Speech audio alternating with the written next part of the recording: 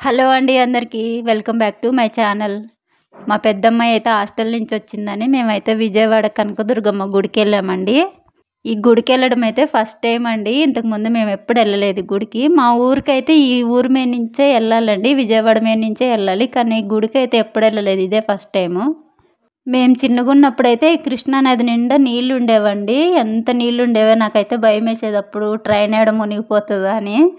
మా నాన్న వాళ్ళైతే ఈ బ్రిడ్జ్ మీదకి ట్రైన్ రాగానే దాంట్లో చిల్లర పైసలు వేసి మొక్కోమని చెప్పేవాళ్ళండి. ఎందుకు చెప్పేవాళ్ళు ఏమో నాకైతే తెలిసేది కాదు. అప్పుడైతే మేము కూడా అట్లా వేసి మొక్కునేవాళ్ళం.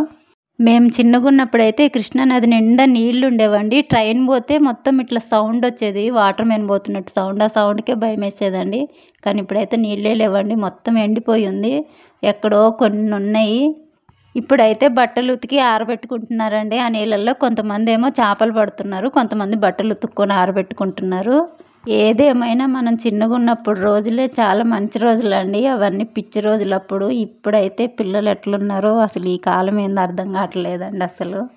గుడి దగ్గర అయితే ఫోటోలు ఏం తీయలేదండి. ఫోన్లు లోపలికి తీసుకెళ్ళనిరంట, బయట పెట్టేసి వెళ్ళాలన్నారండి. అందుకే బయట పెట్టేసి వెళ్ళి ఇవన్నీ గుడిలో దర్శనం చేసుకొని వచ్చినాక ఇవన్నీ తీసినవండి. ఇదైతే కింద వాటరు ఇట్లా మోటార్తో పెట్టి పైపులతో వచ్చినట్టు ఇట్లా వస్తున్నాయి పైకి పొంగినట్టు. ఈ చెట్టు ఏదో బాగుందని తీసానండి, వెరైటీగా ఉందని వీడియో తీసాను. నా వీడియో కనుక నచ్చితే లైక్ చేసి షేర్ చేయండి.